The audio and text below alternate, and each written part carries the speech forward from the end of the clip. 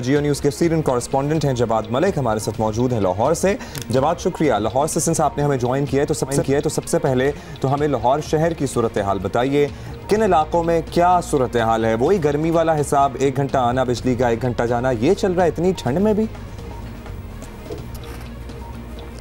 जी बिल्कुल अब्दुल्ला, आपने दुरुस्त कहा, ये सूरत हाल इससे भी ज़्यादा ख़राब है। और ये जो अभी लोग चीख रहे थे, शोर मचा रहे थे, इसमें खासी हद तक हकीकत थी। ये माजी में जो 2-3 साल गुजरे हैं उसमें ऐसा सूरत हाल नहीं थी।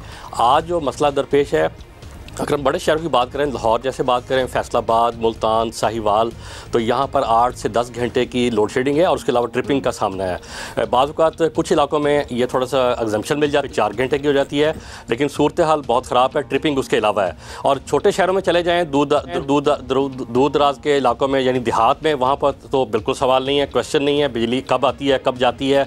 16 से 20 घंटे का भी दौरानिया रहा है। इस हवाले से जो ख़ास तौर पर छोटा तबका है, कारोबारी तबका, वो बड़ा परेशान है। उसके साथ स्टील मिल वाले, टेक्सटाइल वाले, इनके लिए बड़ी ही परेशानी की वजह बनी हुई है।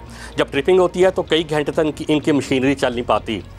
तो ये ऐसी वजूहात है जिससे पूरा माशरा जो है इस वक्त ख़ास तौर पर पंजाब, सेंट्रल पंजाब, साउथ पंजाब, इंतहाई ज़्यादा मुश्किलात का सामना है। जब हमारी बात होती है मुतल्लिका वजारत से यानी पावर डिवीज़न से, तो वो तो यही कहते हैं कि धुंध की वजह है और इसी बात को फोकस करके वो आगे चल रहे हैं। हालांकि हक़ाइक़ ऐसे नहीं है, इसमें बहुत सारी वजूहात हैं। धुंध के अलावा, धुंध में तो ज़ाहिर एक इशू बना, आर्जी तौर पर वो चंद घंटे बाद दूर हो गया, लेकिन असल मसला यही है कि इनकी बदइंतज़ामी है, इनकी मिसमैनेजमेंट है, नाअहलियत है, लापरवाही है। आप सही कह रहे हैं, हमें भी रिपोर्ट्स जो मिल रही हैं उनमें यही कहा जा रहा है कि धुंध की वजह से ट्रिपिंग हो रही है। उसके अलावा 4 पावर प्लांट्स भी बंद है। ये भी बड़ा सवाल उठता है कि वो क्यों बंद है।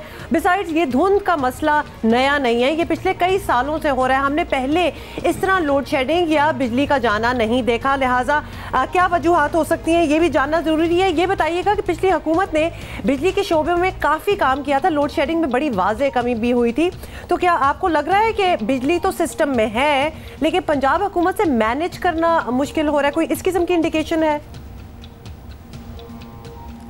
जी बिल्कुल, आपने दुरुस्त कहा। ये जो पिछली गवर्नमेंट गई थी वो जाते जाते 7-8 हज़ार से बल्कि 10,000 मेगावाट तक बिजली सिस्टम में शामिल करके गई थी। ये बात बिल्कुल दुरुस्त है। जब हम मुआवजा करें मुशर्रफ दौर का, पीपल्स पार्टी का, नून लीग का, फिर इमरान खान साहब का, तो इस सारों में जो फ़र्क नज़र आया है वो हमें नवाज शरीफ की गवर्नमेंट में नज़र आया था। पीपल्स पार्टी की गवर्नमेंट अवेयर थी, उन्होंने थोड़ा बहुत काम करने की कोशिश की, कुछ प्लांट लगाए, उस पर तनकीद हुई, वो इतनी तेज़ी से काम नहीं हो सका, लेकिन जो नवाज शरीफ की गवर्नमेंट है वो बिल्कुल बजा तौर पर खासा काम करके गई। लेकिन जो मौजूदा हुकूमत है पीटीआई की, जब इनका दौर था, पिछला दौर यानी अपोजिशन का कह लें, तो ये तनकीद करते नज़र आते थे पिछली गवर्नमेंट पर, लेकिन अब वही उसी डगर पर ये खुद चल रहे हैं, यानी मिस मैनेजमेंट कर रहे हैं। इन्होंने ना सिर्फ गैस की जो पावर है उसको मैनेज नहीं किया, यानी बाहर से जो जहाज़ दरामद करने थे वो बर वक्त नहीं किए।